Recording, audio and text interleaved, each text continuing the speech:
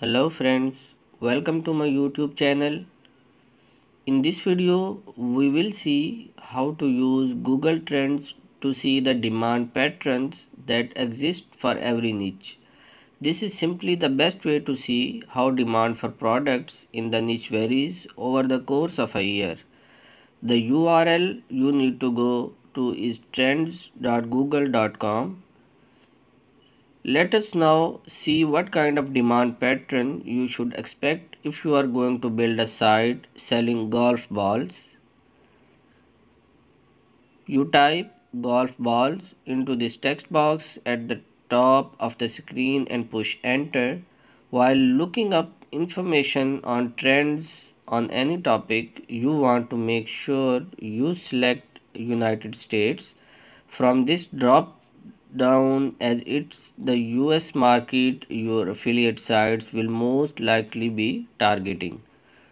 What we are now seeing is historical demand over the past years. While the graph does not tell you how many searches per month the phrase golf balls has in Google, it does show you the trends. We will get to that part later. You can change the time period for which trends are displayed from this drop down. You can see the demand reaches its peak in summer and then falls during the winter months before peaking again in December and then falls steeply until the next summer. This is kind of what you would expect. Now let's try to see what the pattern is like for Callaway golf ball, which is a very popular brand of golf balls also. Let's check the demand pattern for 2019.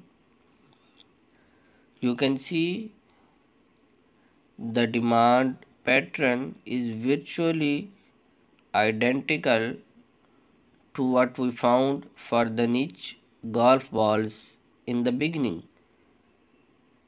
If you were to build a site about golf balls, you would expect to make the most sales in the summer months around June and July. Then sales would fall during the winter months. Sales would rise again during late November and early December, which is the period here you can see in the graph. You could also be sure of one thing: your site will be making sales all around the year. There is no discontinuity or break in this graph. So golf balls sells all year around, but the demand is more in the summer months and during December.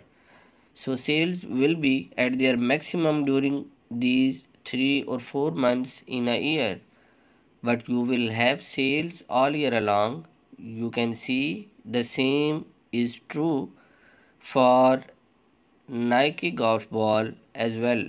If we search here Nike golf balls, you can see the same pattern. Now let's check what the graph looks like for golf clubs. You can see the pattern is very similar to golf balls. The demand is maximum during the summer months and much lower rest of the year. The thing you would want to know is that the demand for golf clubs does not peak in December. It actually seems very low in December. I don't know about anything about golf. If you are someone who knows the niche inside out, you would be able to tell why this occurs. Now let's take a look at something entirely different. Raincoats. And this is what the pattern will look like for 2019, as we have already selected. As you can see, demand exists throughout the year, but it peaks in late September and early October and stays high for the rest of the year. This is the 5-year trend for diamond rings. Demand peaks during late November and stays high in December and then falls steeply in July. See the graph here. It peaks again just before Valentine's Day and then falls, but it has fallen steeply during 2020. The demand was at its all-time low in April 2020. For gold certificates, if we search in the text box for gold certificates, we will see that the demand for gold certificate exists throughout the year. If you had an affiliate site selling gold certificates or something related to gold certificates, you could expect to see a steady stream of sales throughout the year. Now, as we have seen that diamond jewelry and gold certificates are mostly sold throughout the year. Now let's look at the kitchen faucets. The demand for kitchen faucets exists throughout the year, but come December the demand shoots up and stays that way till early January. The demand has been especially high throughout 2020, except for this dip in the third week of March 2020. Likewise, the demand for kitchen island is more or less constant for the entire year, as you can see, and then increases very significantly during late December and early January. The pattern is very similar for kitchen knives. The only difference is the demand starts increasing significantly in late November and stays high for the rest of the year. The graph for the next item, if we search here, the graph for hair dye is kind of very interesting. As we write hair dye and press enter,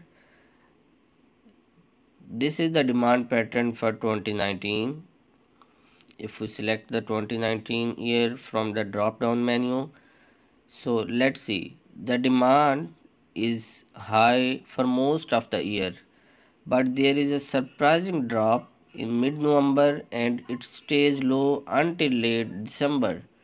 The only guess I have is this, that during late November and early December, people are so caught up in preparing for Christmas, booking air tickets, buying presents, and all that, and they have no time to think about dyeing their hair. But when it's actually time to meet the relatives, the rush to buy hair dye, which is why the demand increases so significantly just before Christmas. This might not be true, but this is the only explanation I can think of, and this is the trend for the past 15 years. If we select the 15 years, we will see the trend for the last 15 years, which will give us the rough idea that what the demand looks like for the longer period in this same niche. The demand for hair dye hit an all-time high in April 2020.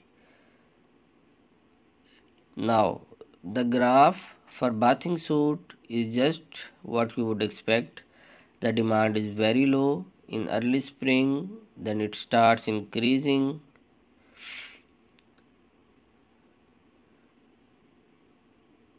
in March, then it's nosedive during April.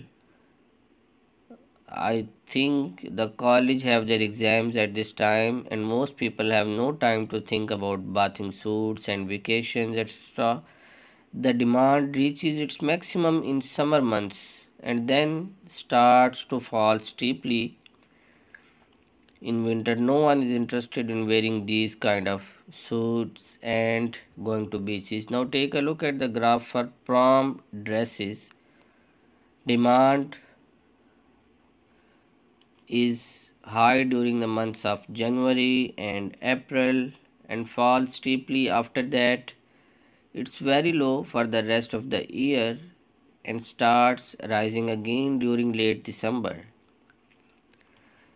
If you had a site selling prom dresses that made $1,000 a month in April, you would be very lucky. If you made $200 in June, let's now see the graph of Halloween costumes. The demand for Halloween costumes exists only during late August to October for about, if you calculate the 11 weeks.